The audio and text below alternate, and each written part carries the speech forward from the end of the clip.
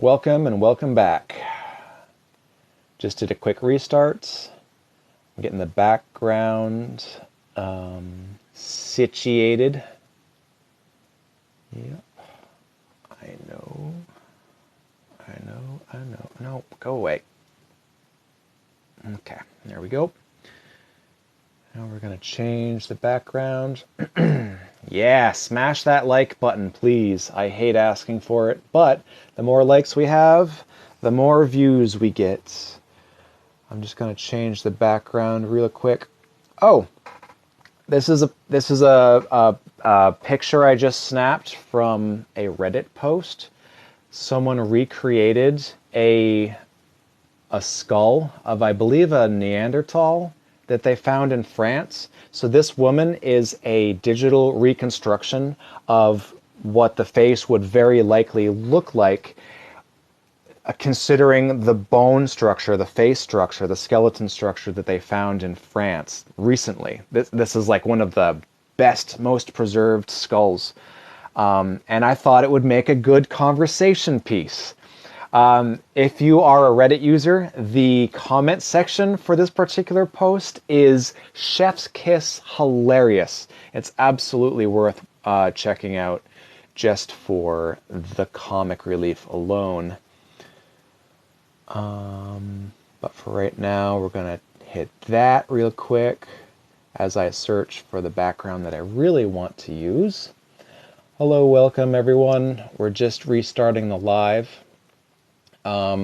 Stand by, we have a special guest with us today. We're going to talk about a live conversation that we had the other day about the usefulness of prayer. And Chelsea accepted a challenge to pray mindfully and follow the directions from our good friend J-Bob. J-Bob is here. Please stand by, everyone. I'm just looking for the right background. There it is. That's the one I wanted to play with right now. And we're going to bring J-Bob in as soon as they're ready.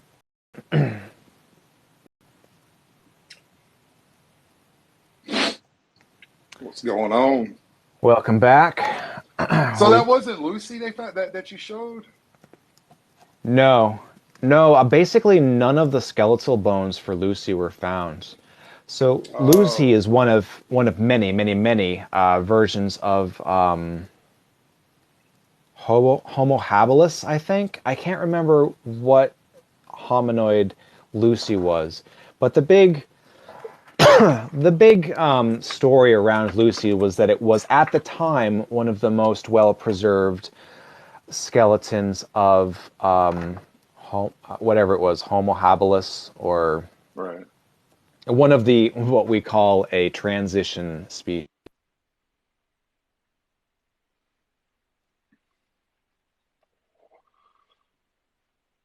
He forgets that he can't talk the moment he tries to change his thing. I swear, every time. So when it comes to those right there, like those skeletons they've been finding and stuff. I me, because being the believer that I am, always revert to the Bible. Is like, how what does this have to say about it? And it's, to me, it's there. You know what I mean? And I think that, because you know how it talks about the fifth day or sixth day where he created mankind, and then it Okay. talked about how he created Adam and Eve. To me, that sounds like that's the eighth day creation of mankind, Adam and Eve. It's not the same as the original day, because he brought everything to Adam. It even says in the scripture, he brought everything to Adam to name and to find him a bride. And I don't know about you, but, well, I know y'all don't believe in this, but my God ain't gonna bring him a goat. Right. So who was he Right, But bringing to him then? right, but That's the when but thing tr- is, That's when species Lilith came was in about. fact first. Do what? yeah, according to some of the scripture, Lilith was before Eve, right? No. Generically on this planet. So J-Bob, remember that. What do you mean? First of all, Chelsea, if you want to improve on this background, by all means, please do. I think everyone will appreciate it. I so want to see that rainbow giraffe with the spaghetti monster sitting on top of it, riding it like some kind of Okay, knight in so shining armor. Like I have to see this in okay, real life. give me people. We're so Y'all demanding. keep in mind, I'm a believer over here, and I get a kick out of all this That's good. stuff. No, that's good. That, if we can't laugh about it sometimes, then what's the Life's friggin' too point, short, right? man. It's too Life's too short, short. man. Amen. Ramen. Yeah. So Hey, amen what comes from amen Rue. so when you talk about the story of Adam and Eve, remember that people like myself don't believe it in any way accurate. Like the chronology of Genesis gets it wrong. First, God said, "Let there be light," and then He created the heaven and earth, and then the trees, and then the sun, or whatever the order is not. It doesn't follow the proper chronology of reality, as best as we know it. Well, it's And, still and ordered. second of all, Order of how things. right? It is a order, but it's not logically consistent with reality.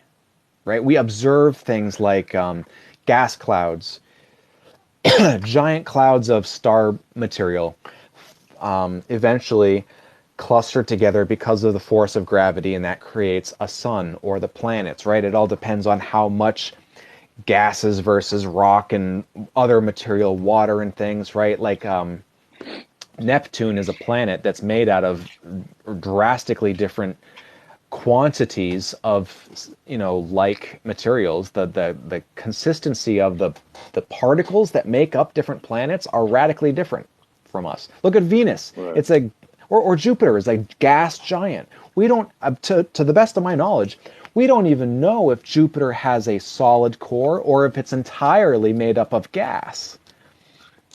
Well, during that whole shebang with CERNs, I came across a video. It was a rabbi preacher, because my beliefs stem more from the Jewish side of things than Christianity. You know what I mean? And he Yeah. he was talking about these other planets, and I think it was either Jupiter or Venus housing pretty much hell in a sense. you know, Well, we because in his mind he was saying that when they fired off CERNs, it was going to open up a portal between us and hell, which will be another planet in a sense. You know what I'm saying? right, you're talking about the Large Hadron Collider, right? Yeah. Yeah. So Yeah, they're the one so in they're they're using Switzerland, this. isn't it? Yeah, they're using Yeah. this big chamber to speed up atoms, and they smash them together. And we know exactly how much energy you get out. It's force times velocity squared, right? I think that's the Right. formula for kinetic energy. When you get two particles smashing into each other, Yep. it's Yep. literally their mass times the square of velocity. Or again, I might be wrong on my math. Because So, if I remember correctly, was it back in the '60s? I believe it was. That was the last time they fired it at full speed, and that's when they found what they called the God particle. oh And no, then no, this time they're still around, using it. They're still using it today. Like they use it all the time. It's they're using all kinds at of full power though, because oh, from what I I've read, yeah. So the articles that I read was they turned it on again in the '80s, and they just kept creeping it up because they can't just turn it on and go full power because it'll just destroy something because it's just so massive. You know what I mean? That's from what the articles I've read. That was according to them. And then Stephen Hawkins even came out, was talking against it. He was like, "Look, this could open up a wormhole," suck us in, and like he was just like all against it. And that's when they, I love this part. That's when the scientists that were working in there did the Shiva dance because that was the statue that they had sitting out front, the goddess of destruction.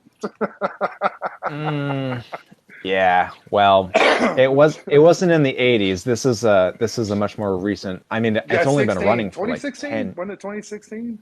Yeah, I thought like 10 years or less or something. Yeah. Yeah, and from my understanding, they were trying to do more studies on what they said the particle.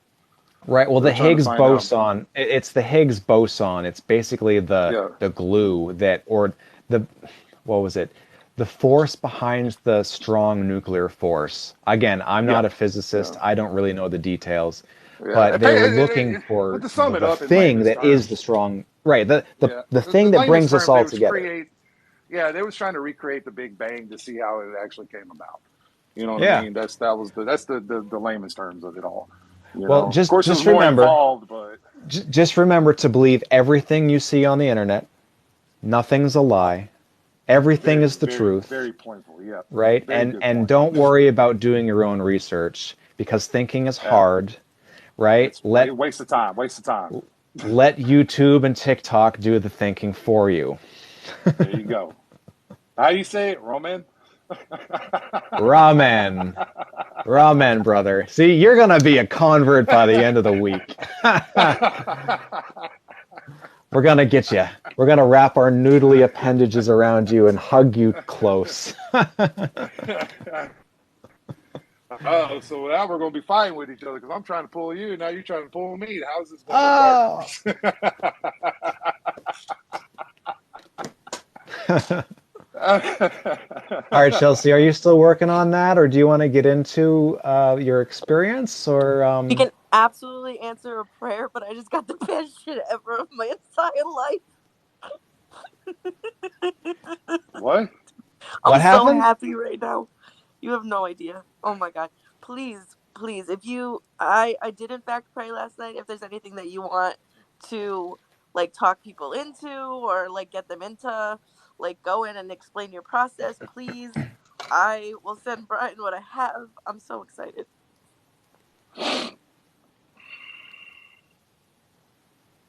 So, so technically, a couple days ago, they were talking about prayer and all that, and I believe in prayer, and I do not call this a gift because anybody and everybody can do it as long as they believe 100%, which I do. I have no doubt in my mind. But I always get people that kind of skeptic to say a prayer, and I use the names Yeshua and Yahushua, and or Yahoo and Yahushua, my bad, and I always get them to pray like that, to ask a question to God, and like the next day or so, I always say my prayer and I always try to answer that question. Now, there's been times I have been wrong on that said prayer, but a few days later goes by, I always end up getting a text message or phone calls like, "Yo, that wasn't the question I was looking for, but that did answer a more deeper question they've been having like their entire life, kind of thing." You know what I mean? You know, and for an example, my buddy of mine, he was a little skeptic, and him and his girl was having like a lot of hard times, and he was living with his mom and dad at the time, and he did that. And when I answered the prayer, I kept reading about building kingdoms and things like that. And his question was, should he move out and build his own house? You know what I mean? So, with me, reading off building kingdoms, that was his way of building his own kingdom in a sense, because he's got like 6 kids now. Yeah. So he technically built his own kingdom. His fiefdom. you know, yeah, yeah. And like I said, I'm very much like 100% guaranteed that if I don't get that question right tonight or right now, that it's going to hit her eventually in the next few days. That it did answer something that she's been looking for a long time that she may or may have forgot about. You know what I All mean? right. No You pressure know, then. right, right. And it's just because I believe, 100%. You know what I mean? You Yeah. know, because Bible says no doubt, No doubt. no doubt. So So before I get skeptical on that idea, Chelsea, did you want to share your question or thought, or no, how no, did? no. I don't want to know the question. Okay. I don't want nothing to know about it at all. 'Cause I don't want anything to kind of lead me. You know what I mean? I think that other than saying that you absolutely have the coolest background ever now, But you haven't sent it to me yet, have you? Yes. Oh, it must be in the mail. It's coming. It's in the mail.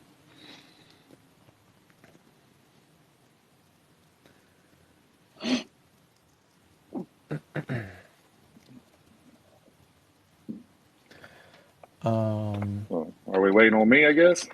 No, I don't really know. I thought you and Chelsea had a.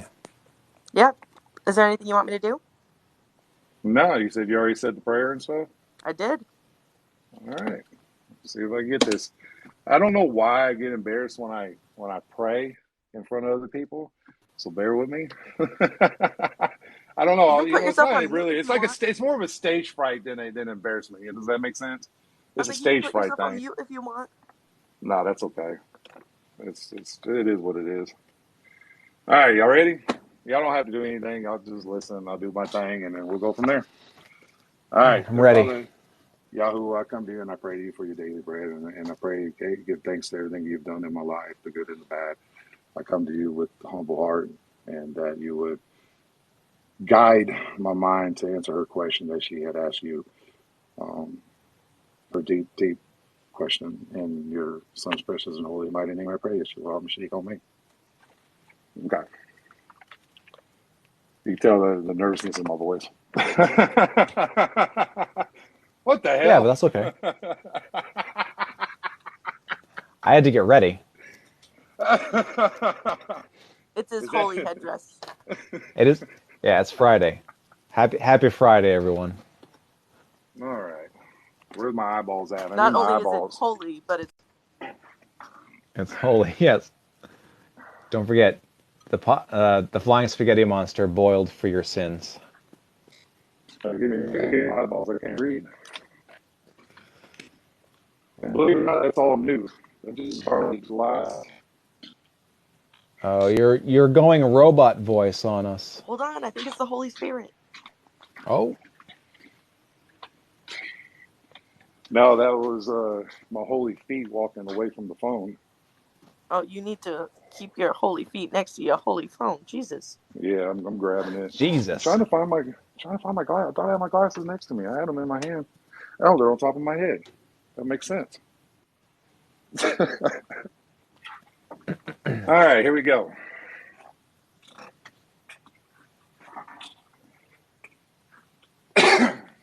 So how I do this, I'll kind of explain it to you. It's I guess in the sense that some people call like the spirit kind of guides me in a sense. I open up the Bible and I start reading it. And the way it works for me, and doing it in layman's terms, I'm bored. Does that make sense? And the more I flip and like like the pages and the chapter, I start getting kind of like an excitement to where when I start reading, I'm no longer bored. And that's what I say out loud, and that's usually the answer. Does that make sense?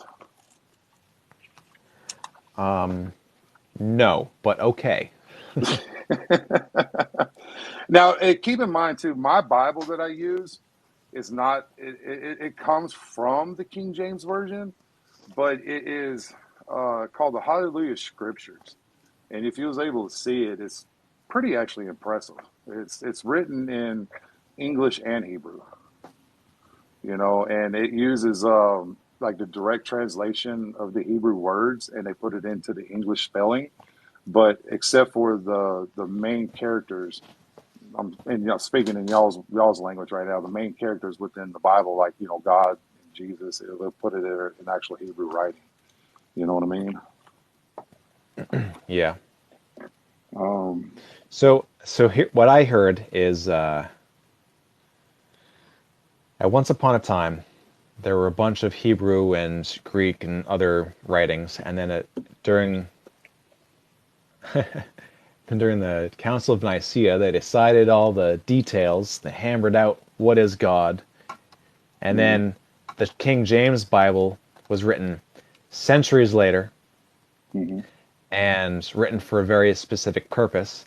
And now the King James Bible was rewritten using the original Hebrew words to satisfy the requirements of that particular book or writing or Bible. What did you call it again? Yeah, so the the the way I've read it was it all has to do with Constantine. Constantine pretty much tried to rewrite the Bible to fit his narrative. You know what I mean? But using the original text, and he only put in what fit his criteria. Well, a guy named he's still actually, but this guy's still living today. Alan Harvith is what his name is. He was able to get his hands on all the original scripts, and he literally rewrote the Bible using the actual original scripts that are not even in the original Bible. And Michael Rood, Rood, he also had hand in helping with it too. And matter of fact, he wrote one that I really loved was the Hallelujah Scriptures. I'm sorry, not Hallelujah Scriptures. Trying to remember the name of it. It's the New Testament written in chronological order, based off of the feeding of the 5,000. And the parts that he took out, he explained why he took it out. See, I don't believe in the New Testament. I don't. I believe in the Torah and things after the Torah, but I use the New Testament to clarify what's in the Old Testament. Does that make sense? You So I'm heathen, you. reading. Nothing makes sense. It's not your fault. I think I think there's too many books, too many opinions, too many possibilities, too many questions, too many unknowns, See, and way too much fabrication. I'm reading about jewelry for some reason. Isn't that weird?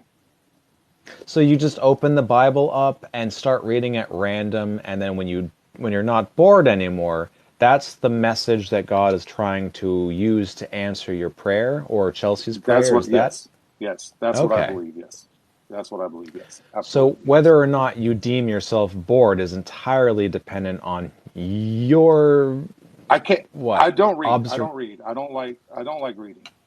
And because of I think it's because of ADHD. I can't focus long enough.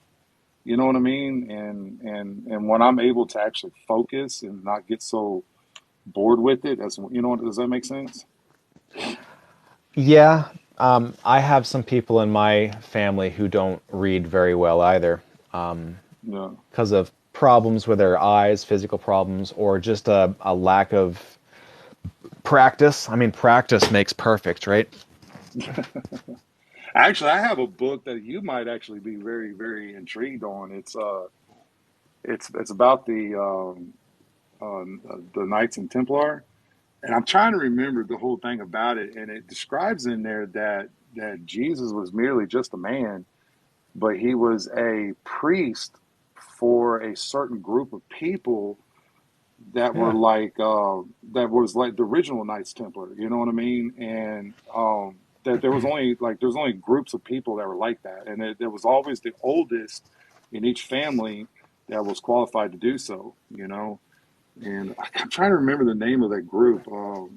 Yeah, well, I'm reading Anyways, Bart yeah, Ehrman's lectures. Did you catch any of my reading yesterday? off and on, yeah.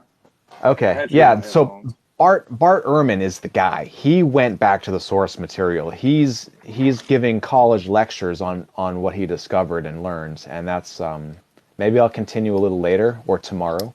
I can't believe it's Yeah. 4:21 already. My goodness. We've got another couple of guests waiting to jump on. Is that all right with you, or did you want to wrap this? Well, I'm actually, so here's what it is. I'm reading, as we've been talking, I've been reading. I'm actually reading all about jewelry for some weird reason.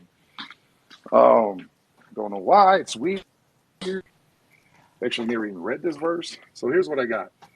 Um, it says, and Yahuwah says, because the daughters of Tision are hiding and walk with outstretched necks and seductive eyes, walking and menacing as they go, making and jiggling with their feet. Therefore, Yahuwah shall smite with a sky the crown of the head of the daughters of Sod, and Yahuwah knows their nakedness. What the hell?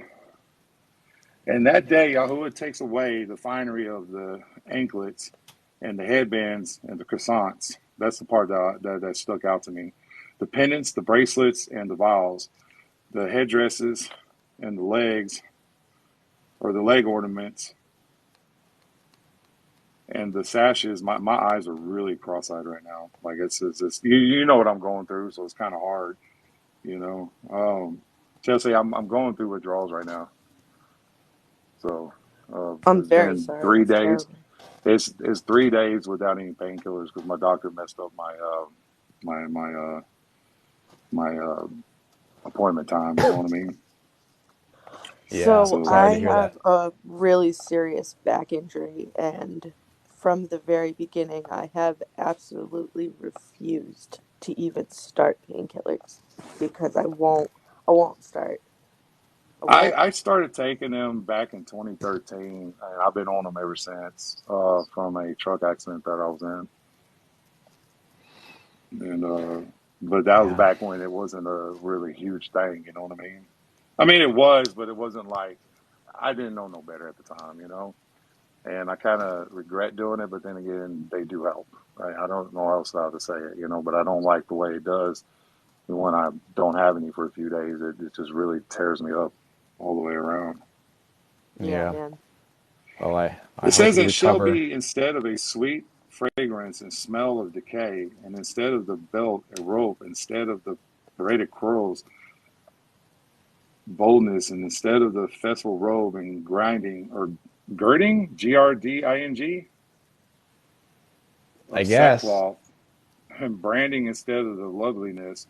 Your man shall fall by the sword, and your strength in the belt, and her gates shall limit and mourn, and she deserted shall set on the ground. And in that day 7 women shall take a hold of one man, saying, we shall eat our own food and wear our own clothes. Only let us be called by your name to take away our reproach. And that day the Brak of Yahweh or Yahuwah shall be spended and esteemed, and the fruit of the earth shall be excellent and commonly with the escaped ones of Israel. And shall be that he who is left, the son, and his who remains in Jerusalem is called Kodesh, everyone who is written among the living in Jerusalem. When Yahuwah was washed away with the faith of the daughters of Son, and raised away of the blood of Jerusalem from her midst by the spirit of judgment and by the spirit of burning. This is grim as hell. Mm. Talks about, and then it says, and the both shade in the daytime from the heat and the place of refuge and shelter from the storm and rain. Please let me sing one I love, a song of my loved one regarding his vineyard. My loved one has vineyard on a fertile hill. And now, see, now everything just kind of just like, after that, Yeah. like that's it. That to me, that's what you needed to Seems know. pretty aggressive for all loving, It huh? really is, but what is it for? I don't know. I have So now no here's now idea. so now here now that so I'm done. Like I hold on. See, like I just so that was hold on. That was Isaiah chapter 37, and I started with verse 25 and went into 38. But then I flipped again just because I was about to close my Bible, but it turned to Proverbs, and it keeps talking about women. Like I don't understand that. That's what's bothering me. Like all I'm seeing is all about women, and the sim like every wise woman has built her house, but the foolish breaks it down with her hands. He who walks in the straightness and the reverse is Yahuwah, but he who ways are crooked despises him. In the mouth of a fool is a rod of pride, but the lips of the wise guard them.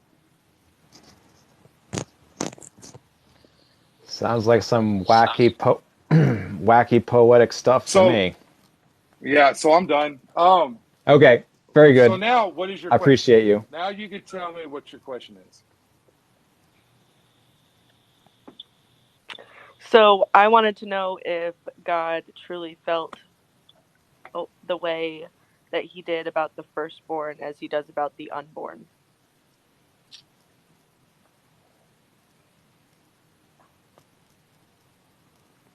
Okay. And what You does ever that can mean to you, if you don't mind me So asking? think of the Passover. Chelsea and I have been talking about this. Think of the Passover, right? And all of the Yeah. firstborn Yeah. that God unalived, if they didn't smear the blood over their door, then they were, Okay. So right? So, I and don't then know you if I compare ever. that to how God must react to all of the fetuses that are not brought to term. Does he feel the same about both? Or is one group different from the other? Well, yeah, Is that right, absolutely. Chelsea? No. So Yeah, the that's pretty much Bible it. speaks Yeah. on that part. So the Bible speaks on that part of. So are you referring to, or were you referring to abortion? It was, in fact, yeah. Yeah. What I mean, think about what the hell I'm reading. I mean, it's talking about women and how everything's going bad for them. I mean, yeah, but my I question mean, was it didn't answer specifically it, but for the it's mind of definitely God. tapping in that area. You know what I'm saying? Like it's tapping into it. So what I mean, you got to admit, it's there, not quite, but it's there. You know what I I'm mean? also a But with girl, and that you could being have said, stopped at the first place you saw the word woman, I think because I there's think not a what lot of those in the Bible. I think the question really has more to do with the question: does God experience regret? no. So let me explain. So let me explain something real quick. So No. I when I Just was in when I was in a truck accident. Okay, no, I'm not going to tell you my testimony because my test, like I told you in the DMs, my testimony is not done. But I'm going to tap into it a little bit. When I had that truck accident, I should have been dead. There's no ands or buts about it. I rolled a concrete truck multiple times. My head went through the back window. The truck crushed me, and I walked away from that. Now, here's the thing: wow. was I saved? Was I saved? That's the biggest question. My answer to you is no, I was not saved. Because me personally, and the things that I've read within the Bible, man, how would unalived is a form of saving. So anybody that gets unalived is being saved. Everybody that's being unalived is being saved, provided, and this is where I'm on the fence on, provided it's out of their control. Well, what about I mean, we could have come up with all kinds of theoreticals. I mean, Like, what well, if that what person is the had a young what's the main? family, and now Well, the uh, so that's the pro. The problem is us, the living. That's where the heartache comes in. Think about it. As a believer, as that I am, what is my main goal in life? What is the number one goal that I have in life?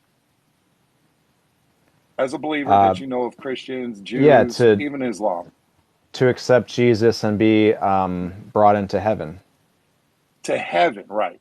What is right? one of the processes you got to do to get to heaven? You Not have to be on not the line first. well, yeah, that is a prerequisite according to this. Yeah, that's a prerequisite. That's one of the processes, right? So, but the Bible doesn't say it, but it does hint to it that all children are automatically freebied into heaven. Okay, it's Uh, all because they didn't live a life of sin. You know what I mean? They unless your did, name and is if unless they your name did, it's not their fault. Right, unless your name You is know? Greg Locke, who swears up and down that you have to actively accept Jesus into your heart. Otherwise, No, everyone, even the children, the Hindus, the everyone who doesn't no. actively And why partake, would they all go to because hell. right? And the stance of my belief system is why would he punish somebody that doesn't know? You Right. know what I Well, mean? that Like yeah. why would he punish anybody that doesn't know? And he won't. Assuming, ass, That's not my God. You know? assuming God exists in the first place. That's the thing. We can navel gaze about these ifs, thens, or buts all day long, but until God has been proven to exist in the first place, then we can't even begin to understand the nature of God. So But that's just was it me. you I was talking about? Was this you I was talking to the other day about? I've actually been talking to quite a few atheists lately, but you're the only one I've really kind of grown to like. Actually, you know what I mean? Dude, I've been Well, thank you. blocked from atheists Yeah. and blocked Quite the from Christians' compliment. lives. Well, But I appreciate it's the having good vibe, man. I love conversations the with good vibe here. people. I love the vibe here. but so here's the thing, man. Like, so you want to talk about proof of God. So, you know, we always goes back to free will, okay? What the stories that you know within the Bible, okay? If God came to you and showed undeniable proof that he does exist, would you accept him and love him? Or would you be forced to accept him and love him, which would Can be you against your free will? I'm sorry, can you start that question over again? If God came to you, straight to you with undeniable proof that he exists, like you can't deny it whatsoever, okay? Yeah. And he proved to you of his existence, would you accept him and love him as the God that I do? Or would you be forced to accept him as and love him as the way I do, based on the stories you've heard within the Bible? And remember, he gave us free will, because if he shows you proof, you'll be forced to, because you don't want to go to hell. So you do everything you can. Oh Right. shit, he does exist. Well, fuck, I need to start believing now. You know what I mean? You know, you'll be Yeah. forced to, because all that's explained in the book of Job. You know what I mean? So Like all that's explained in Job. so if God did reveal himself to the point where I was convinced, then yes, I would believe to the point where I was convinced. But it would also be required of that God to demonstrate somehow that they are accurately represented in the stories of the Bible. And if that God did, in fact, say that I am accurately represented in the stories of the Bible, then I would consider that God an absolute abject monster, putting it Yeah, lightly, Job, book of right? Job. And But by if, to the audience, hold on, to the audience, I am referring to the God of the Bible, the Christian, so far Christian God, which that's not who I believe in. yeah, I do read in the Bible. I do believe the God of Abraham is basically what I'm saying. And yes, the book of Job explains to what I just said, because in the book of Job it demonstrates that's how I'm gonna word it. Demonstrate that Satan went to heaven in front of God, and God kind of acted like he was startled, like, "Hey, where did you come from?" He says, "To and fro from earth," and that's when Satan came and told him that, hey, listen, the only reason why they accept you and love you is because they fear you. That's the only reason why. And then he was like, yo, he was bet, go mess with my boy Job, because he knows that Job naturally loved him. And that was the first person that came to his mind. You know what I mean? So he did everything he could to Job. Satan did. He says, you do whatever you want to him, but do not touch him personally. So he just pretty much just slaughtered his whole family and everything he owned. You know what I mean? To get him again, to hate God. according to the story, and the Right. accuracy of the story is what I can't rely on. So my question to you would be basically the same. What if the monkey god Hanuman presented themselves in front of you so that you could undeniably believe in their existence, and asked you to believe in the stories of the Bhagavad Gita, right? So you That would just switch the refer, god then I'll go, around, but, well, right? no, because it would, no, because it will go back to the verse. I don't remember where it is, where it says that, therefore I am a jealous God. You will not worship other gods but other than me. That monkey But God would again, have to prove with undeniable proof that he is the only God, and that my God does not exist. Like proof. but You know what I'm but saying? Hanuman materializes in front of you, in front of your own eyes. You can see him Mhm. clear as day, and he's not just an apparition. He is God right in front of you, and say, "Hey, buddy, what's up? There's lots of us. There's a whole group of us, and I drew the short straw. I'm here to present myself. And guess what? Your book." It's a bunch of fictitious nonsense. You should be reading the Right. Bhagavad Gita and get down with Hinduism. Because, hey, we have hells and heavens too. I hope you accept my invitation. Bye. Snaps his monkey finger and poofs out of existence. Right? We can play Right. this hypothetical day all day long, this Right. Right. hypothetical game. But at the end of the day, the my most important point that I want to share with you, and I know I've said it a bunch of times, I want to give you an opportunity to share your last thought before I go on to the next guest, because we have spent a That's, lot of time together. Please come back yeah. again. But here's my final thought. All of the claims in this book, all of Can the you at least claims. give him Lisa? God dang it, give him Lisa. Okay, hang on. But if it's Lisa, I'm thinking about. I need the spaghetti on top of Lisa. The spaghetti Lisa. I need that. I need that spaghetti monster knight in shining armor riding Lisa. Like it's got to be a thing. Yes, No, no, yes, no, no, no. I just yes. sent you one, my dude. Literally, it's perfection. I did this just for him. So I don't have any text from you, and I think I know why. Sometimes my phone like disconnects with the cell phone tower, so all new text messages are like backlogged. It's annoying as hell. Thanks, US Cellular. I have to literally restart my phone to get them. So I apologize. I will get the new Lisa ASAP, but not right now. So here's my final parting thought. All of the claims in this book have to be proven real outside of the book. So if you want me to believe that Jesus existed, fine. I can do that because there's third party evidence that suggests it. Oh,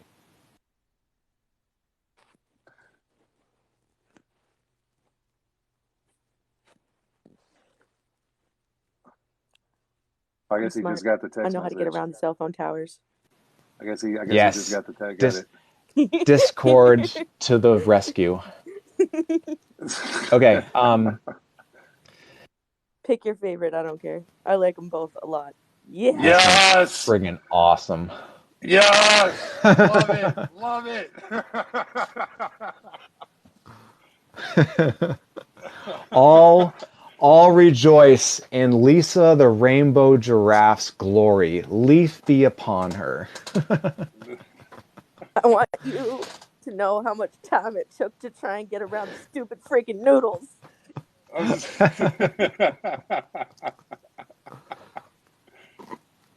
Oh Okay, man, I could even so appreciate this. Holy shit. it's it's the ridiculous claims that I can't believe in.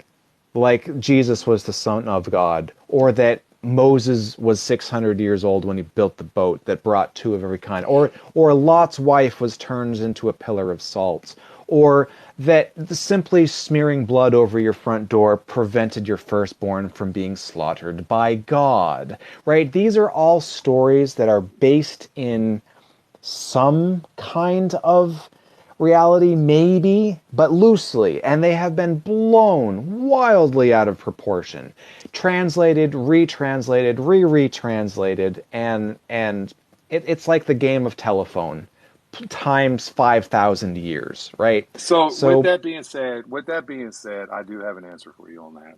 When it okay. comes to the Bible, as you heard in my prayer, I ask for my daily bread. My daily bread is nourishment for my knowledge. You know what I mean? And if you read the Bible with just reading it, just like if you was read like a regular book, you're going to have that. You know what I mean? The message is in there. You just have to wing through it. Does that make sense?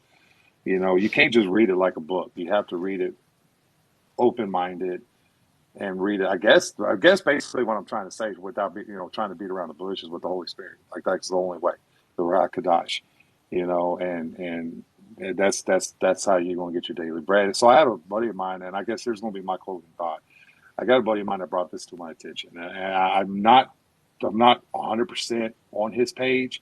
Like I fight him against it, but he says the Bible's made of two parts. Okay, not the New Testament, and the Old Testament, but good and evil.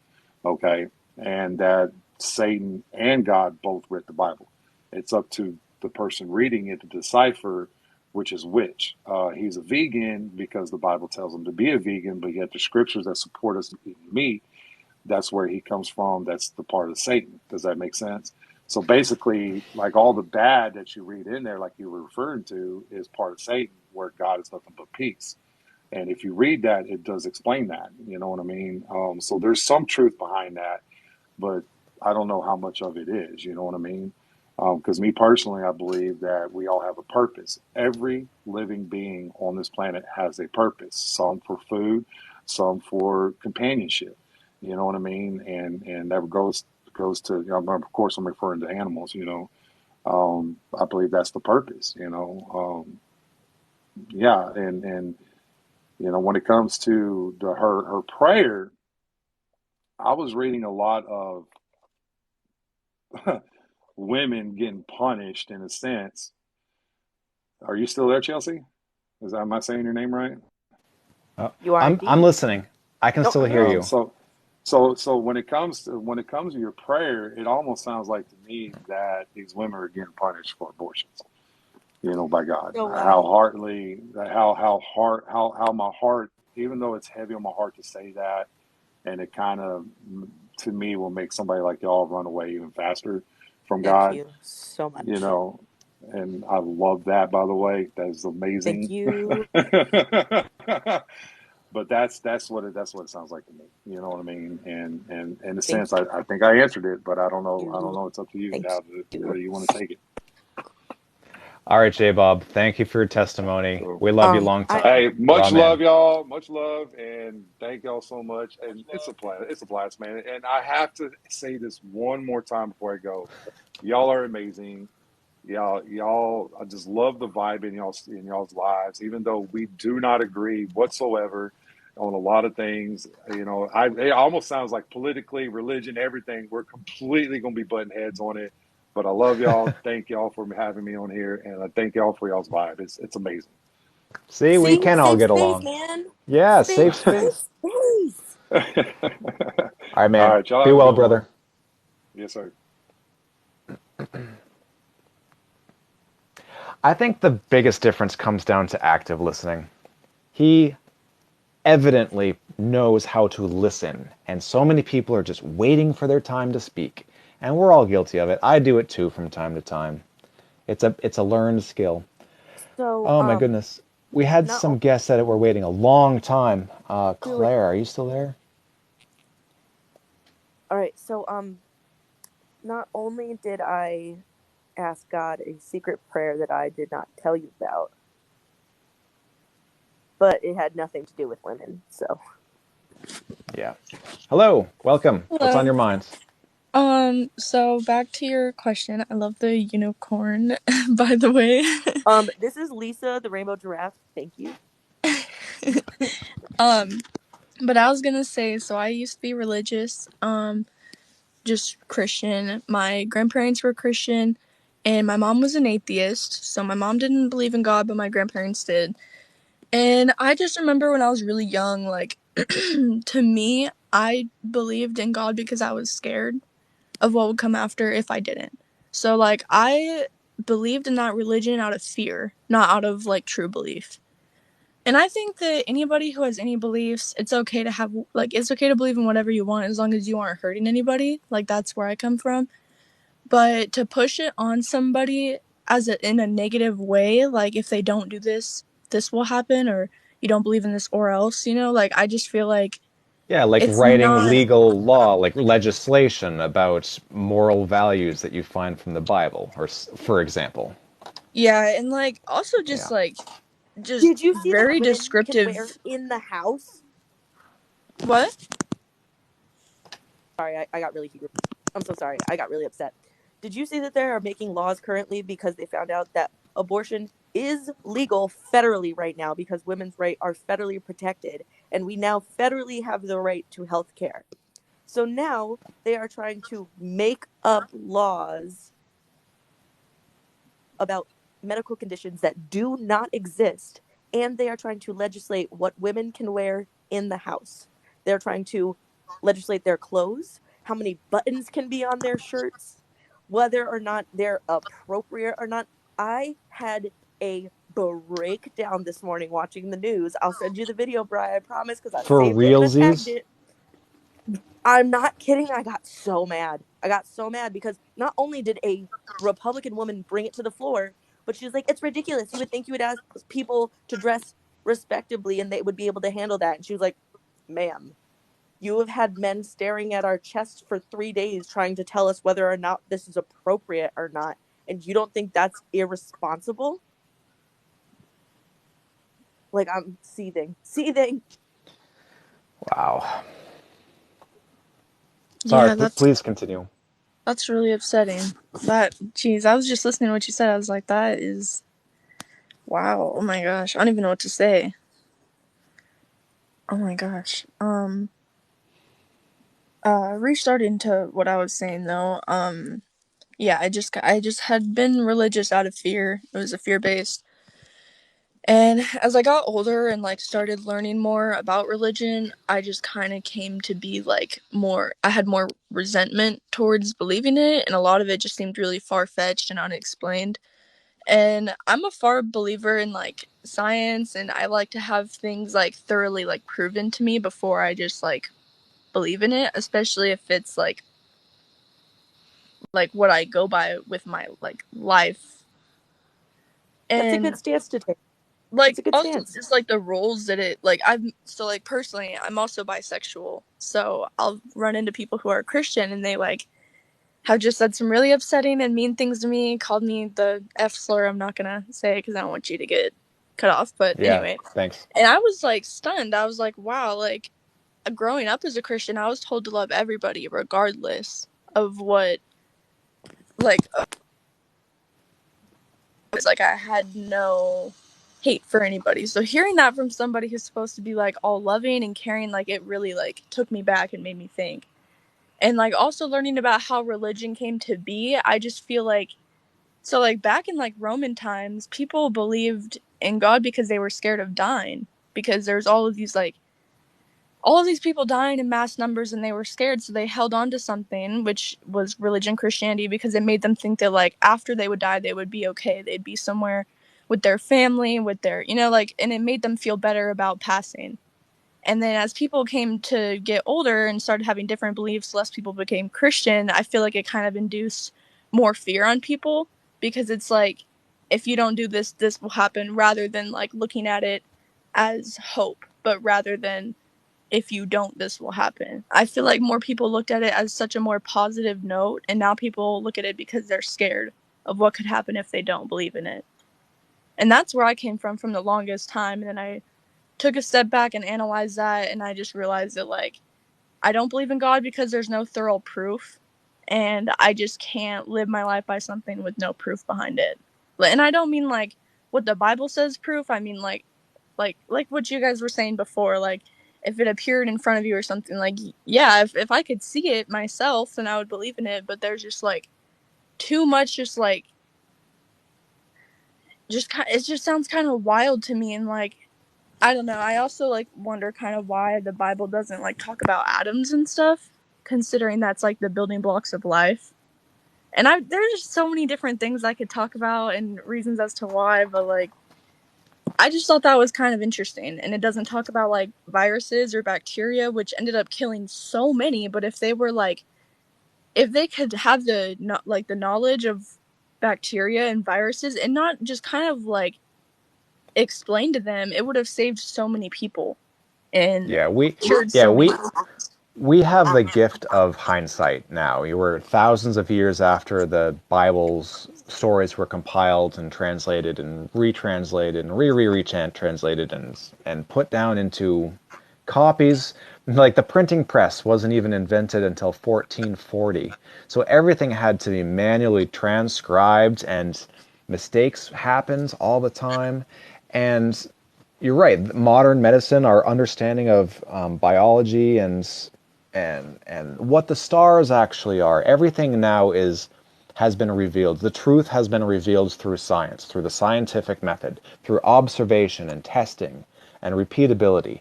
And the stories in the Bible are just not just the Bible, but all of the holy books. You know, they were man's first attempt at quantifying the unknown, Yeah. and it was a form of relief to the anxiety of the unknown, because not knowing what happens It's what after you scared die is people so much. scary. Yeah, of Yeah. course it's traumatizing. It's anxiety producing. So we came up with these stories to alleviate that anxiety of not knowing, and it has been manipulated through the ages by political, governmental interests, special interest groups, to subjugate women and tear families apart and make us fight one another, and the list of atrocities goes on and on and on. So here we are in the modern day talking on an app like this about the legitimate nature of evidence, and having an opportunity to show how critical thought is applied to things is an opportunity. It's a blessing, in my opinion. So thanks for sharing your testimony. Any final thoughts before I get to the next guest? Um, yeah, I was also just gonna say like what I kind of believe more now and like why I feel this way is because I lost my mom to cancer and my mom was an atheist, like I said. So when she passed away, it kind of just made me think like she was a really good person, full of joy, full spirited, kind to everybody. And I just don't think that because she didn't believe a certain way, she would like burn in hell or something like that. You know, because people say that. They say if you don't believe in God, you'll burn in hell. And I just don't believe that Yeah, someone who is so genuine and loving and positive would ever burn in hell because of something they did or didn't believe, especially with no proof behind it. yeah. I It's just don't think insulting, that's isn't it? possible. It's insulting to the memory of your mother, and I'm very sorry for your loss. I dread the day I lose my mom, and I think that's a moment in everyone's life that they fear, and I'm so sorry for you and everyone else who's lost their mom. Mhm. But yeah, that was just my final like statement on that. That's just kind of where I come from. But thank you for having me. Good luck on your Yeah, live. thank you. Thanks for listening. Come again soon.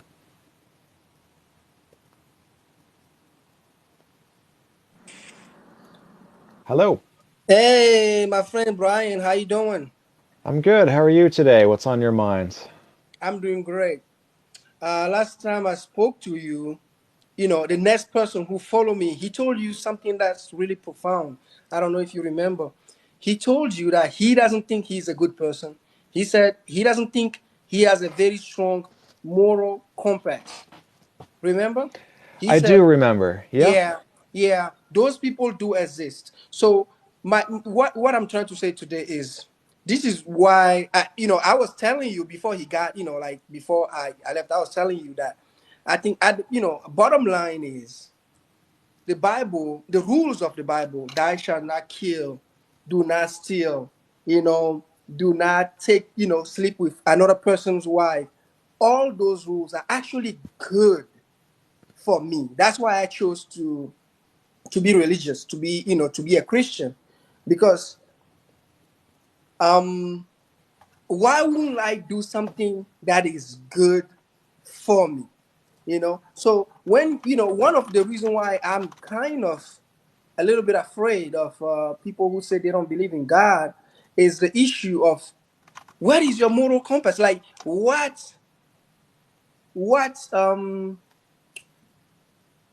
if you don't believe in anything, how can I trust you? You know what I mean? Like you have to fear something in life. You have to have some code and rules in life. And I'm okay knowing that, even if you don't think God exists, I'm okay with religious in the sense that it tells you to do good things, to be kind to other people, to love, you know, I things do like know. that. I know what you're saying, and my response is to just point out that every religion has a set of rules, like the Ten Commandments. You can look at virtually any religion and having a code of ethics, the golden rules or the Ten Commandments, or like one of my favorites are the seven tenets of the Satanic Temple. They are vastly better, in my opinion, than the Ten Commandments, or Re- even I think it's nine I really rather you didn't from the Church of the Flying Spaghetti Monster. Or how about this? I could even take the Ten Commandments and make them profoundly better.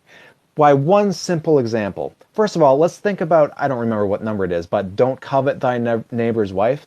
To covet is a thought crime. It's to want to possess. It's a desire. It's a yearning, right? So first of all, our entire economies work on coveting thy neighbor's property. Oh, Bob got a bigger boat? Well, I'm going to get a bigger boat, right?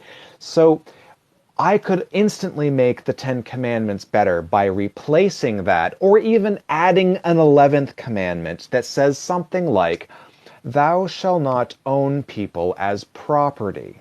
Right? Why isn't that one of the Ten Commandments? Why do we have thought crime instead of, hey, don't own people as slaves? Because that turns out to be a terrible idea. I hear you. And I think nothing is perfect. And I don't think the Bible is perfect. I don't think the things imperfect. You can always add more things to make things more, things better. You can always do that. But at the core, the reason why I am religious, and I will just say that and I will leave is because yes, like you said, if you make the Ten Commandment better, I'm willing to take it and to apply it to my life and everything. But what I'm saying is, if we don't have a basis of people following something, the person who spoke to you, last time, he told you, he was clear that he doesn't have a moral compass. And I know a lot of people like that, that they do things because God tells them to do it, or the Bible tells them to live a certain way. So that's why that's my thought. I hear you, but then it's a slippery slope into all of the other ridiculous behaviors that are harmful to other people that you can find in the Bible. Because when you accept the Bible as your moral compass, and again, if you're not you, but if person A is literally waffling, struggling to find a moral compass, then some kind of good authoritative direction is better than none at all, I suppose. But again, once you start believing in the stories of the Bible and you become radicalized, right? Then you start to believe things like it's actually a sin to plant dislike crops next to each other. It's actually a sin to eat shellfish. It's your moral obligation to permanently alter the genitalia of an infant, right? There are tremendous amounts of harm that are being done in the name of religion because people can't they can't separate the good moral teachings, which I admit there are good moral teachings in even the Bible. They can't separate that from the fundamentalist ideology that is harmful to others. And they are so intertwined, it's virtually impossible to separate them because, as it turns out, morals are subjective and not objective. But okay, most of your example that you give, you always talk about the Old Testament. You talk about the Old Testament, and everybody knows that today we don't live by that code anymore. Like nobody Right, lives by but are the spirit infants of still grace. not being permanently altered? I didn't hear you, Miss. Are infants not permanently being altered to this day around the world? Yeah, but what is the So is but that New or Old what is, Testament?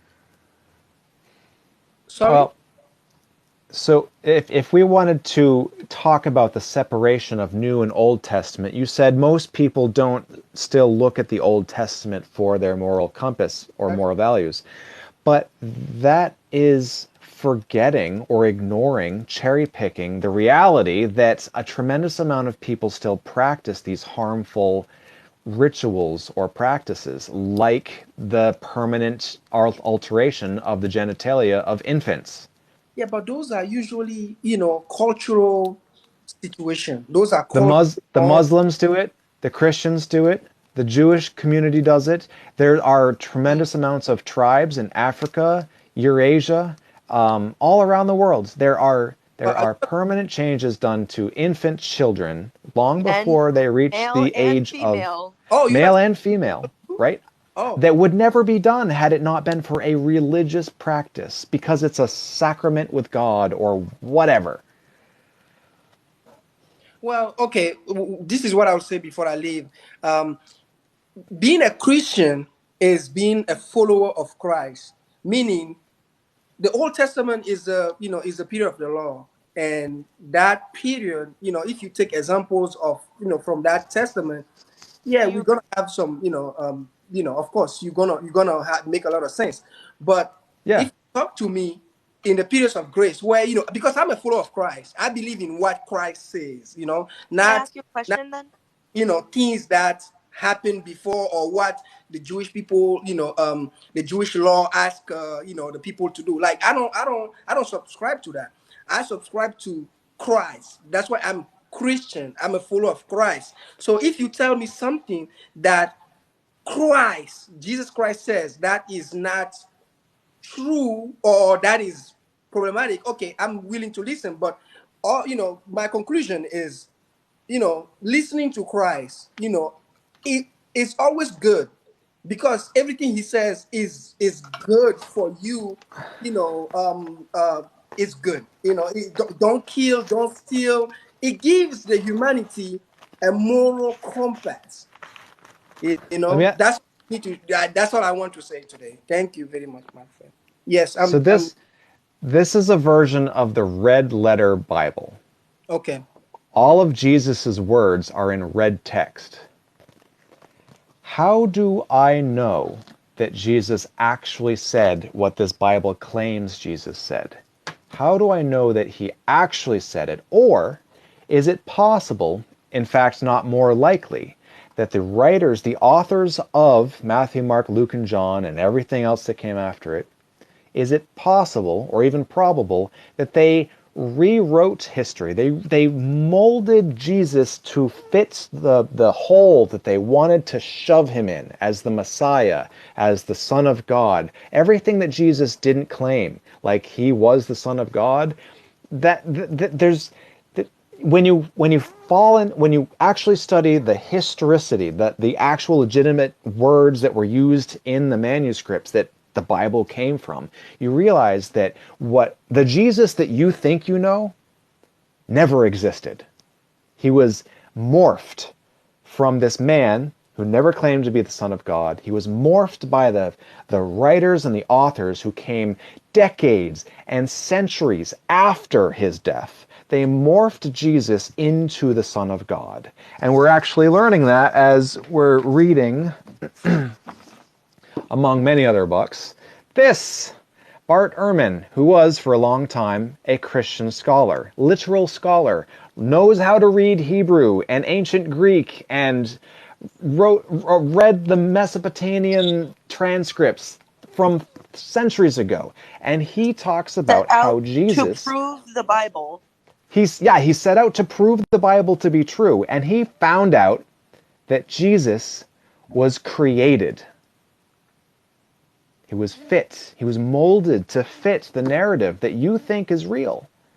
My point is, when you read Jesus' words, they're not Jesus' words. Now, they may be inspiring, they may have good messages, they may be valuable, for sure. But you just have to put it in context. Okay. Sure.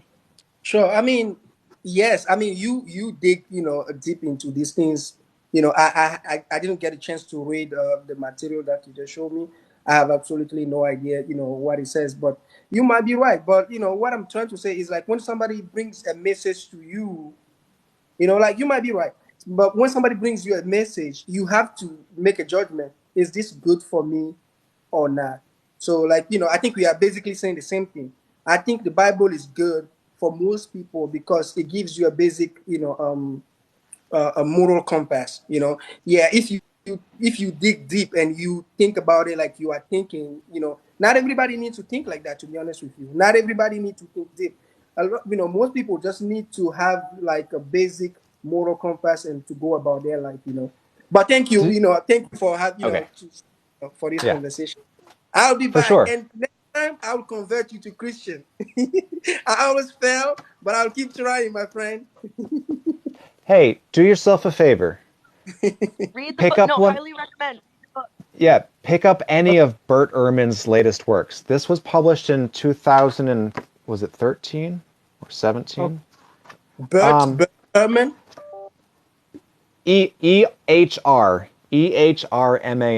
Bert Ehrman. Ehrman. Okay, Ehrman. Okay. This particular book is a collection of his lectures at the University of North Carolina at Chapel Hill. So this is literally college course like transcripts. Okay. But he also wrote a book recently about his experience, his deep dive into becoming a Christian scholar. Literally, this is a Christian who taught himself how to read the ancient manuscripts to prove the Bible true. Okay. Guess what? He's now a non-believer. All right. Thank you, my friend. Thank you. Come again soon. Sure. The guest box is empty. I need to get going before too long. So if anyone wants to come in and have a final word, a thought, a joke, I don't know, an observation, now is the time because I'm going to get going in about 20 minutes. And if no one has anything to say, maybe I'll read Lecture 3. I think this might be a good time to jump right into Lecture 3.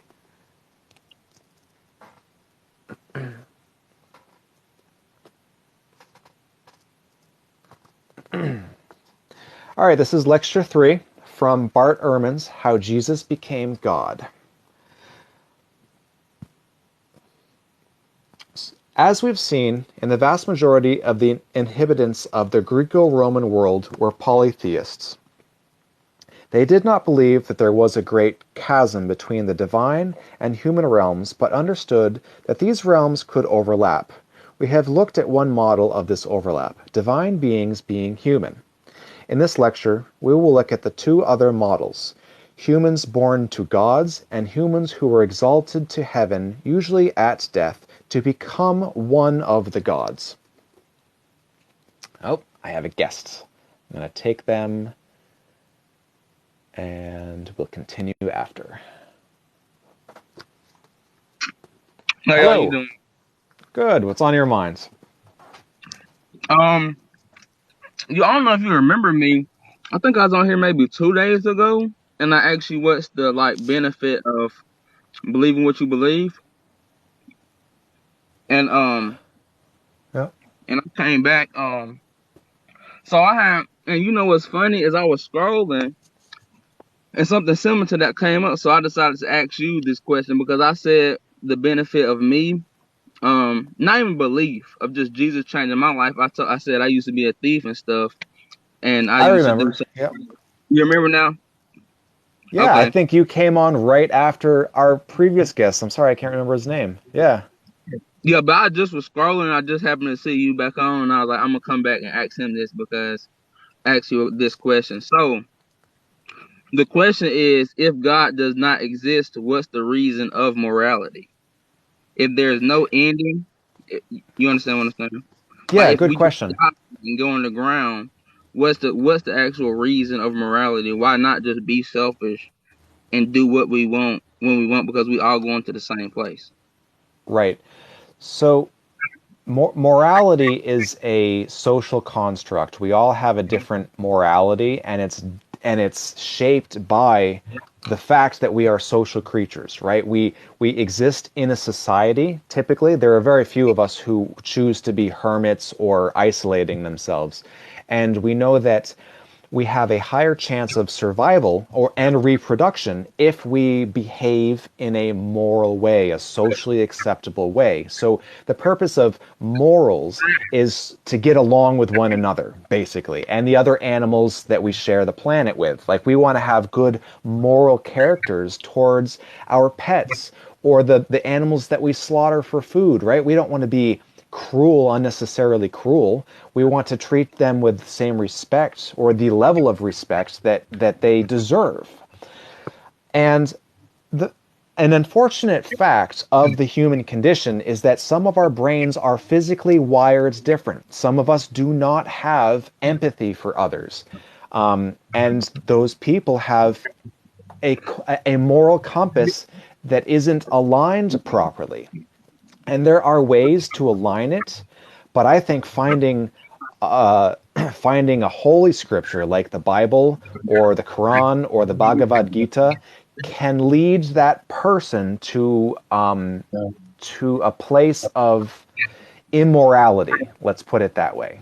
So to find your moral compass may take an intentional endeavor to try to understand what it is to be a good citizen in the country that you live in. And that can be through, I don't know, a secular, progressive political atmosphere or just finding a like minded group online somewhere. I'm sure there's good Discord groups that are talking about epistemology and values. Maybe take a college course online about ethics and morality, or read some books about it. There are better places to find moral compasses than the Bible, in my opinion. Yeah, yeah. Because for me, the reason I really believe, because it's not like I was wanting to do better because I was supposed to.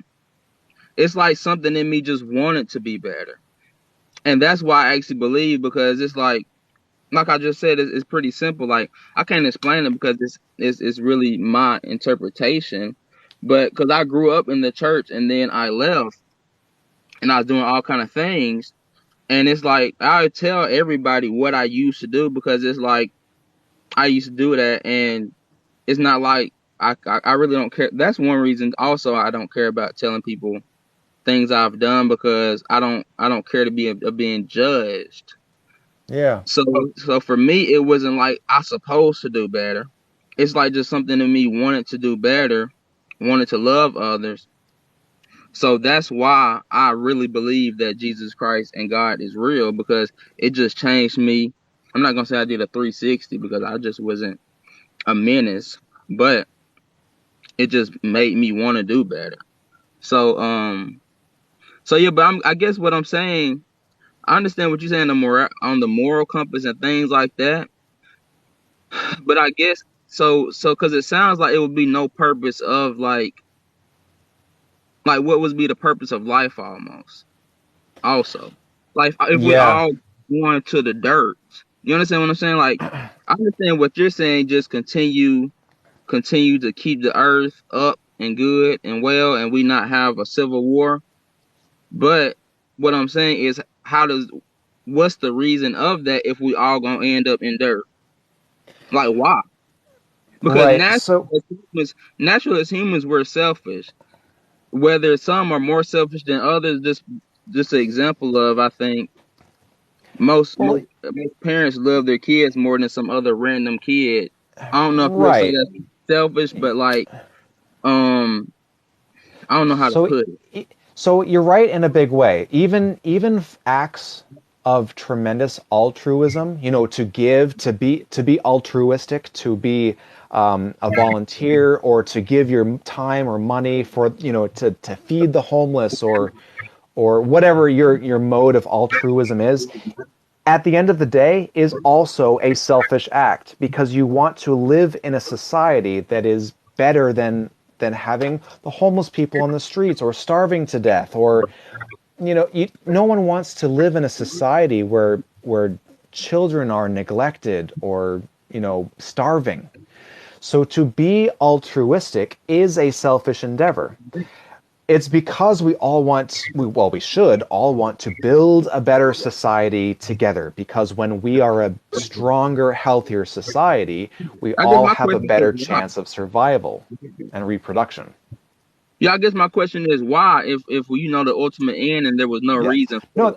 that is the reason. The purpose of life, according to evolution, is to reproduce. So we practice behaviors that increase our chances of reproduction.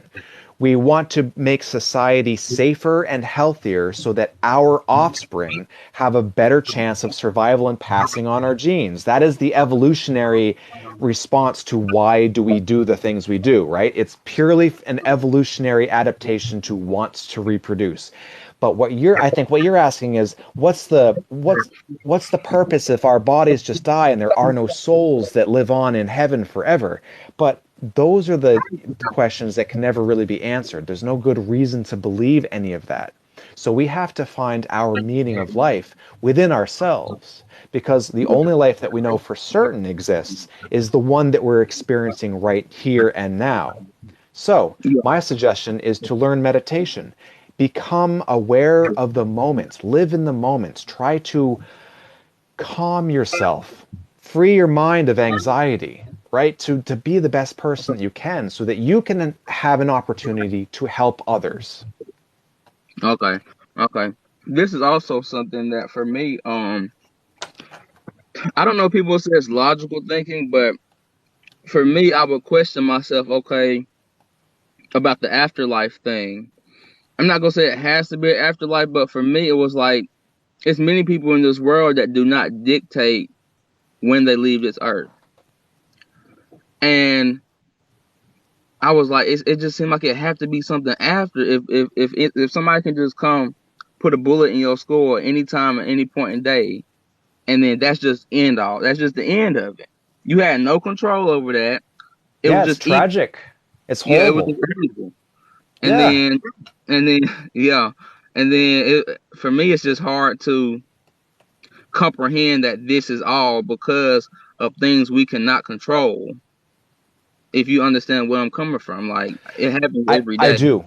No, I understand where you're coming from, and it is horrifying to think about in those basic black and white terms. Yeah, at the end of the day, they're really, and I know a lot of people have an existential crisis when they realize this because it is catastrophic to mental health, right? For many people, when you I think realize that's crazy. that there is no purpose, right? There's no God pulling the strings or heaven to ascend to or reincarnation to better your chances at a new soul, a new start, right? When you realize that this is it, it is it's like looking into a bottomless hole, and it's Yeah, dark and it's scary, and there's nothing but anxiety and trauma, and you realize that life can just be extinguished in the blink of an eye, and yeah, that should be an opportunity to embrace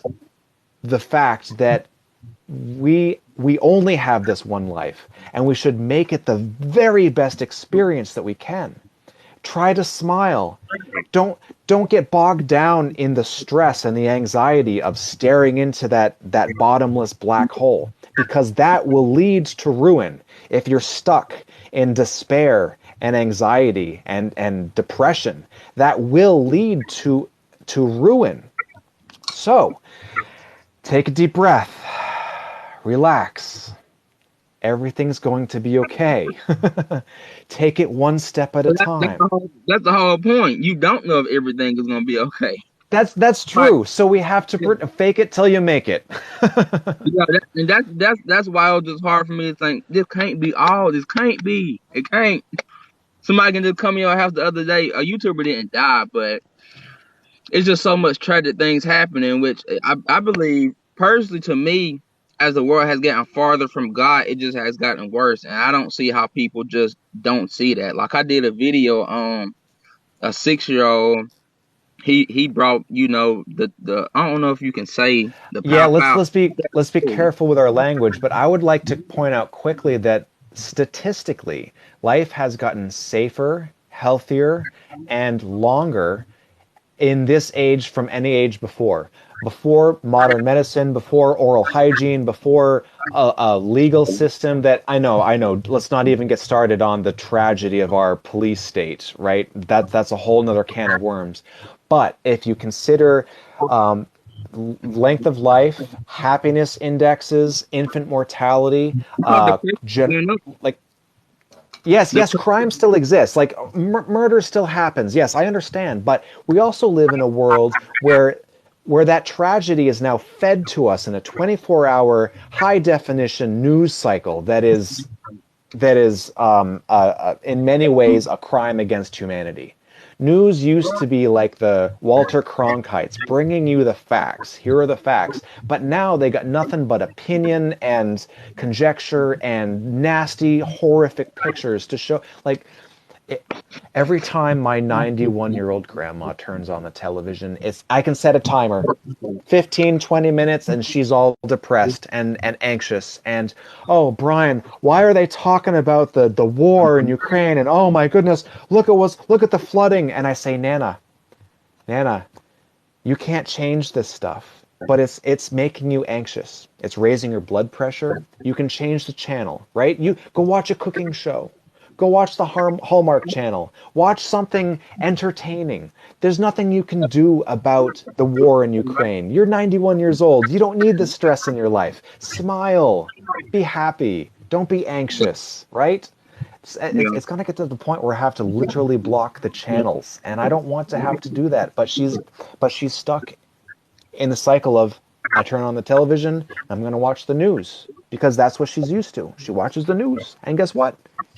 15 minutes go by and she's depressed because the news is designed to They're make gonna give people you that now. anxious. Cause We less people paying for cable, so they're gonna give you some entertainment now, even if they have to lie. Right. So it's important to separate the entertainment which is designed to make you anxious and fearful and tune into the news because you need to find out what's going on. I Separate yourself do, from that. I I'm do not agree. saying It's played. Yeah, I'm not saying don't be disinformed. Don't shut yourself out from what's going on in the world. I think to be a responsible voter, you have to do a certain amount of research. You have to read the newspapers and watch uh, less opinion-based and more fact-based news programs, right? Yeah. So again, at the end of the day, it's about calming yourself, coming to your best person that you can so that you can help your brothers and sisters and your neighbors when you have the opportunity to do so. And try not to dwell on the chasm of depression and anxiety because it will be your ruin. Okay. So you seem fairly smart. So us as humans, we're obviously the smartest, being on the planet. Um, how do you think we got our intelligence based off of evolution? Our brains have evolved very similarly to all the other great apes and other mammals, like dolphins are incredibly intelligent, right? I would say that a dolphin has a much higher level of cognitive ability than a black widow spider or a worm, right? So our brains are literally our greatest asset as Homo sapiens because we don't have the strength of gorillas, we don't have the dexterity of chimpanzees, we don't have the vision of hawks, right? But we have these fantastic brains that have allowed us to evolve into the modern worlds that we live in. We have lights and cameras and TVs and all the tools that we can observe the very distant and the very small, right? And it's just an adaptation of evolution. We just happens to have these big meat sacks that we call brains, right? And I don't think there's anything supernatural behind it. You don't? I think it is. Like technology nowadays, I think a higher being just had to make something more intelligent, had to put his input on us. Yeah. Cause And um you're free to believe that, but I need evidence or some kind of proof before I warrant my belief in it. yeah, and that's the thing. You sometimes even, 5.1. well, me as a Christian, some don't, but me as a Christian, I even think you don't supposed to, when you have actual faith, you don't supposed to question everything. You just supposed to I'm not gonna Yeah. say, what am I trying to say? I'm bringing Nils in. He's a smart guy. He likes to play a smart guy on TV. Okay, all right. I just lost my train of thought. Uh, Exactly. I was I was just thinking he might have something to add to this It's conversation. TikTok, so it's idiot hours. Hello. Yeah. Well, Hi. How are you? Any Yeah, sorry. I just think. Did you say you're? Oh yeah, I'm good. You? Oh, there's always a TikTok delay, so I'm always scared to talk. Yeah, it's all good. Did you have any observations on this conversation, or did you want to talk about something different? who? Oh, I just had a quick, just when you were t saying like your belief and you're just not supposed to question, is that what you were kind of saying, or Oh yeah, that's because what I that's was just talking how it about. sounded to me, like you're just not supposed to question it. Well, yeah, Don't you I think it's mean, good to question things though? I think also questioning, it puts God, certain questions put God to a human level, as in and sometimes I don't think it needs to be explained.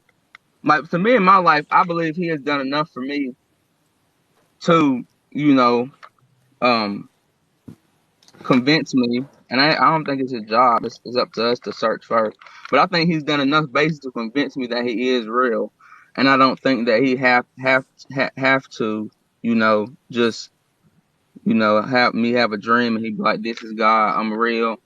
Because it's many people that even if God did appear to them, they still wouldn't believe that. It's like, oh, it's some kind of, it's a projection or something like that. So, even if God did Well, reveal himself to millions of people, they still wouldn't believe.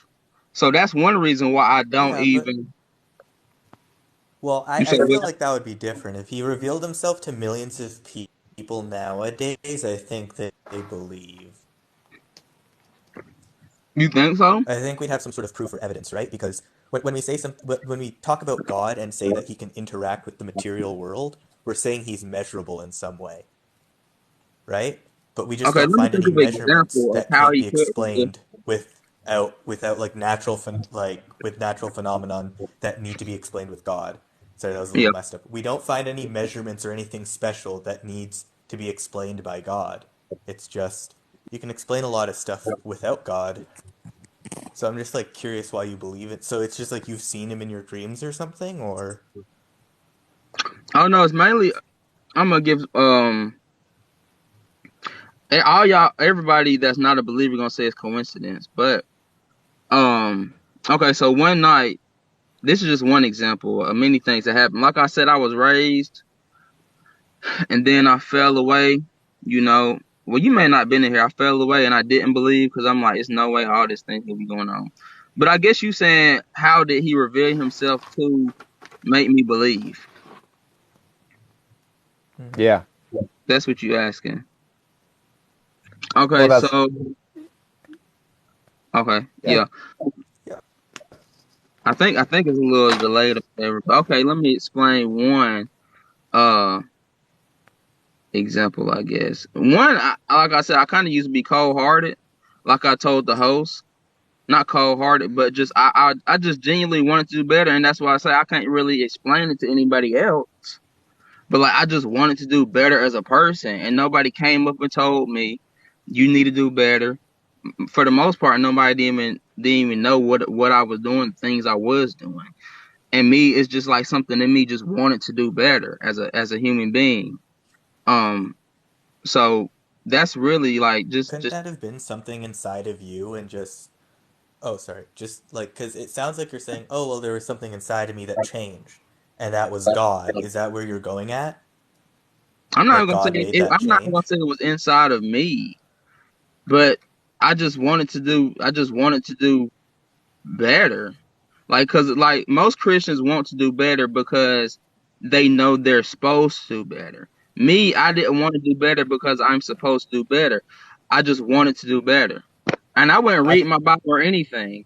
It's well, just I that, think that's a part of maturity too. Because I remember I wasn't really interested in being as I am now. You know, as a kid, I my priorities changed. My views on the world's changed. My yeah, brain physically changed. no, not with y'all, but Yeah, so I think wanting to do better, wanting to make yourself better, or just, you know, you start as you grow older. And again, I'm only what? I'm almost 38. I'm 37. As you grow older, you your view of the future shifts, it changes, and you start to wonder what your legacy will be, what your impact will be, what your good deeds or bad deeds will be. And that's part of maturing. It's growing up. It's saying, all right, I'm going to change my behavior because I don't like what I am becoming. And that's not really God or anything. That's you growing old. That's maturity. That's a sign. I got That's a good thing. I got a prayer, not for y'all, but I got an example of something that just happened. So I guess this can be a testimony, even though I'm not in church. So, Christmas, this past Christmas, I told my son I'm gonna get him a Nintendo Switch, um, or not get him one, but get his fixed. And I didn't really have the funds to get it fixed. And I was like, that's the one thing I'm gonna get for my son, or it wouldn't be smart for me to get it done. So I had to have surgery. I'm not trying to make this thing too long, but basically I was supposed to have surgery the week before. My car broke down on me. I got it fixed. The next week, I go up to my dad's house to get surgery. Randomly, not randomly, but his fiance ends up sick. She ends up driving me to my appointment. She asked me, what your son want? And this whole time I'm praying. I'm just trying to do a quick rundown, right? This whole time I'm praying, I'm saying, God, I don't know what I'm gonna do. I don't have the funds to get his switch fixed. And to some people, this may not be a big deal, but my dad and his fiance, I never expected them just to spend $300. Just thought them to just spend a couple of dollars on some clothes and stuff. So she asked me, what do your son want? And I said, I'm trying to get his switch fixed. And she was like, we'll just get him a new one. So to me, that was a answered prayer. But to some people, that would just be like, well, they were just being nice, getting the kid a Christmas gift.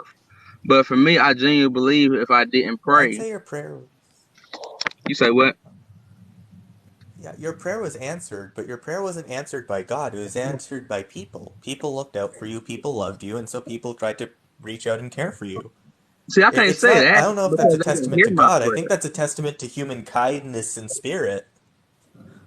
But I wouldn't Yeah. say they answered my prayer. I feel like they was a part of it, obviously. But I don't consider them answering my prayer because they never knew I prayed that. They never knew the situation that I was praying for, that I'm in. So I understand where you coming from. Yeah, I agree with you that they did actually. Yeah, I agree with you that they was a part of it or whatever you said like that. But I wouldn't say they technically answered my prayer because they didn't hear me praying that every day, every morning, every night. So, but I mean, that's just one thing. All the things that didn't happen that I prayed for, I just can't see all of these things being coincidence for me. So, it's to each Maybe his it's not own. coincidence. Maybe there's some sort of karma that exists in the sense, not in a spiritual way, but in a Yeah, I sense don't that believe in if you karma. do good Well, things, people will remember you doing good things, and then they'll do good things back to you because they remember you being a good guy. so do you believe in karma? Like I said, not in a spiritual sense, in more a social sense, where if you're kind of an a-hole, humans talk, and you being an a-hole will be spread around, and everyone will know you're an a-hole, and then no one will interact with you. And so that kind of That's karma just like exists, but I think it's that's just a socially reputation. reinforced. It's not spiritual. That's not karma. That's just a reputation, right? That's more Yeah, so so of a you might have a reputation. reputation as a good person to to the your. Did you say it was your dad and his fiance? Well, his wife. I said fiance, but yeah, his wife. Yeah. Yeah, his wife now. But yeah, those two probably you have a good reputation with them. They love you, they care about you. You've done good things for them too, probably, and so they looked out for you. And in the same, I hope you look out for them, right? Like it's just people looking out for each other. Yeah, I It's plan not on it one necessarily day. God. Yeah. Well, to you it's not, but to me it is. Like I said, all the things that I prayed for, I'm not gonna say everything. It's just Right. So I don't find them as coincidences. yeah, real quick, that it would be more remarkable if they bought him something else entirely, right? But because they knew that he wanted his Switch fixed, or that you were asking, for you were putting. I'm sure that they were aware that your child had a Switch or wanted a fixed Switch, right? It would be more remarkable if they bought him, I don't know, a computer or uh, anything else, right? And then A we Bugatti. wouldn't be having this, right? We yeah, a Tamagotchi. We wouldn't be having this conversation about the Switch because you wouldn't have considered it an answered prayer. So I want to leave you with this thought, and this is a common mistake a lot of believers make. It's called counting the hits and ignoring the misses. It's easy to count every time you pray and that prayer gets answered, and it's so convenient to pray and not count when the prayer is not answered, right? So it's a form of selective hearing or seeing, or again, Yeah, it's counting the hits and ignoring the misses. And I've got another guest I want to get to, but final thoughts before we move on. oh no, I don't have any. No, I don't have any.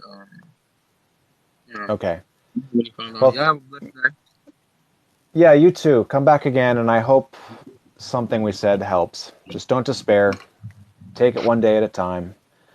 There's no Uh, meaning to life. The meaning is what we make it. The that purpose is what we give it. that's what's so depressing. It's no meaning to life. It's But depressing. it's also liberating. It's freeing. When you get over the anxiety, it gets better, I promise. Well, I had another guest lined up, but they just vanished. So, it's 5:38. I need to get Rewind, going bring him anyway. back. Huh? Oh, okay, No. never mind. Oh, there he is. Oh, I was jokingly just being like, rewind, bring him back. No, I got to get going right after this. There you are. So, Welcome. What's on your minds today? are you asking how to save the planet? Yeah, how would you save the planet? You have 1 year to do it. What do you do? Um, get rid of half the people. Thanos was right. I've like something Thanos would do, pretty much. No, I'm not kidding. Like, people are like the disease. Like, they're the virus Well, that you makes better the start body finding sick. the Infinity Stones. Nah, I mean, I really think people are the virus of this of this planet. Like, we don't. I don't. Okay, No idea. but how do you do that? Here's an idea. Here's a radical idea. Ready? Mandatory vasectomies for all boys. And then the process is reversed because vasectomies are reversible after the male proves that they're able to raise a child. Just for, I don't know, just for 10 years. That would have a radical change, huh? Yeah, I really think though people need to disappear, enable the world to be better. It's not just what we do; it's the people. That's it. That's all it takes. Yeah, who judges that? Right, exactly. Then you get stuck in the weeds of bureaucracy and rules and laws. But hey, if there's one thing we know for certain is that every pregnancy also requires a sperm donor. Yeah. As And long if as I do and, it. and if you all want to legislate women's bodies, then mandatory vasectomies across the board. Agreed. So you don't think people should? You don't think that that's a way to go? Oh, mandatory vasectomies. Yeah, Mandatory. that way you're not unaliving people, right? You're No just more pregnancies. preventing more pregnancies. I think to unalive half of the population is a terrible, terrible, terrible idea. But you know what? People grow old and they expire on their own. So if you want to reduce the population, mandatory male vasectomies at, I don't know, 10 years old. Really? And then later, like 10 years later, it's reversed. It's No, simple. keep Yes, going. simple answers. You have to be able to prove that you're financially stable, that you can house the child, that you have insurance, that you have a home. How would we? How else would we even save this planet?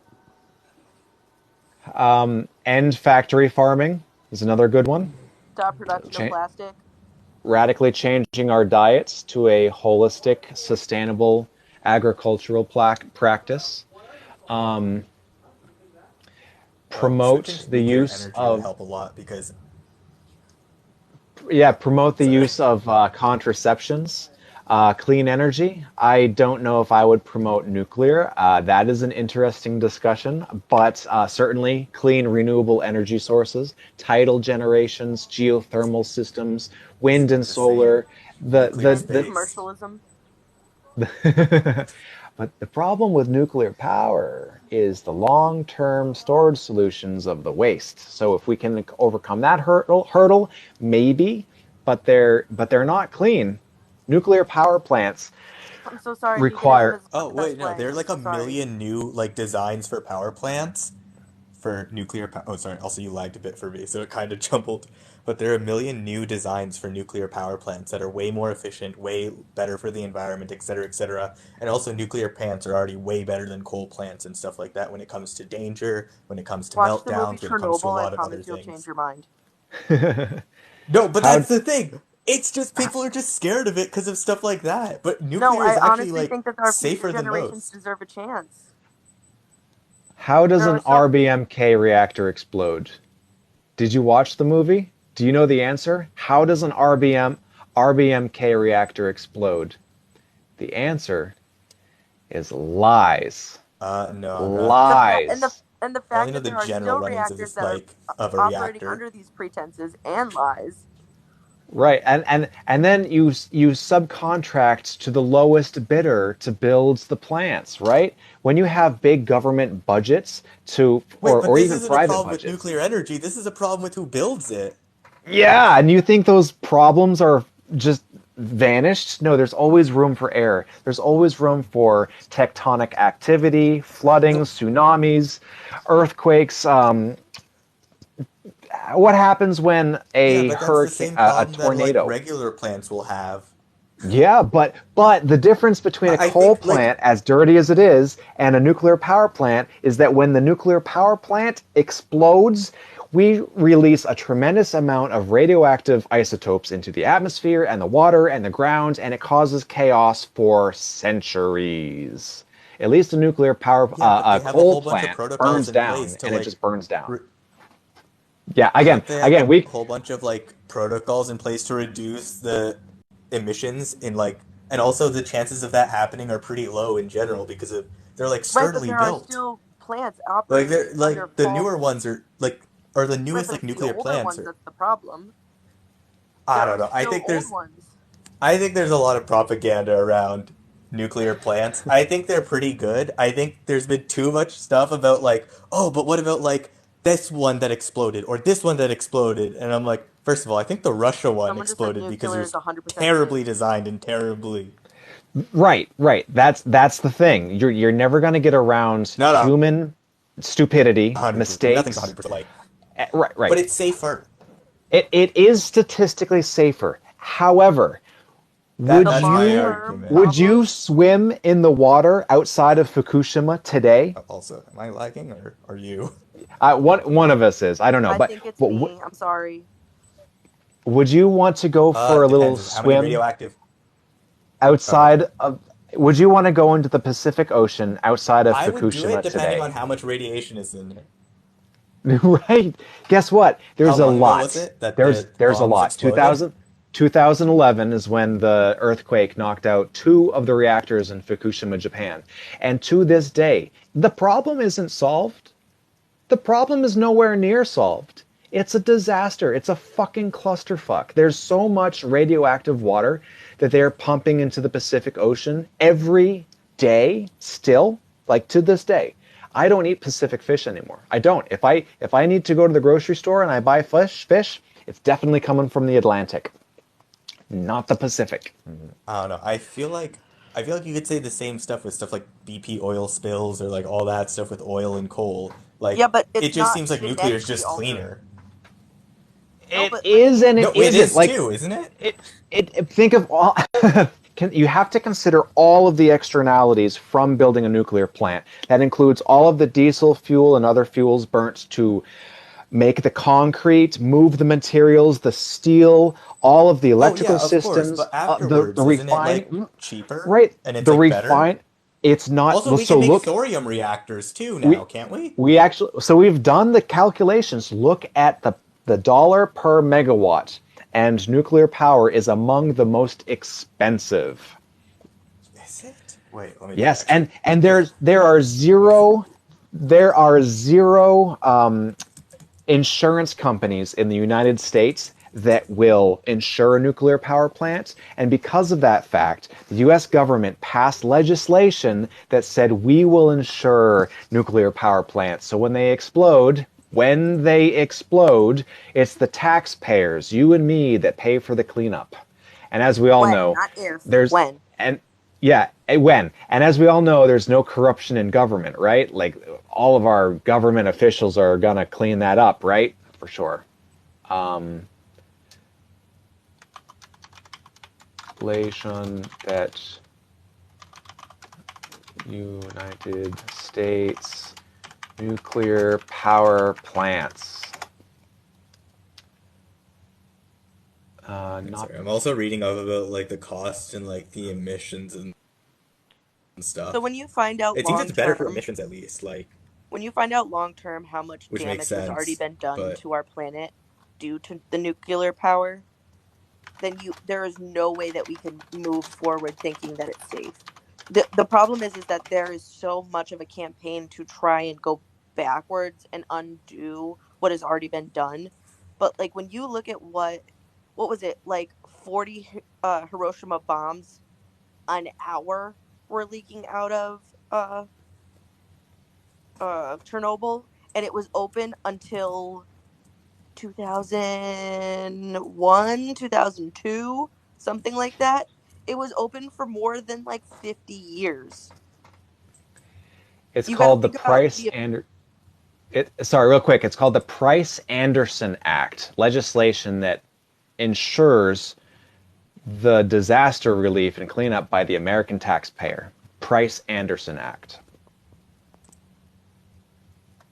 Anyway, I want to continue this conversation My guest later. just arrived. I got to go. Bye, guys. Bye, guys, everyone. Good night. All right, let's continue this later because it is a fun discussion. And I value what everyone has to say, but let's just be as rational about it as we can. I think the dangers outweigh the benefits. However, we also need to clean up our energy production right away. So let's all do that. All right. Goodbye, everyone. I might be back tonight, but probably not. Don't spend all day on TikTok. Go eat some good food. Go touch some grass. Hug your loved ones and say hello from your friendly neighborhood atheist. All right. Good night, everyone. Ramen.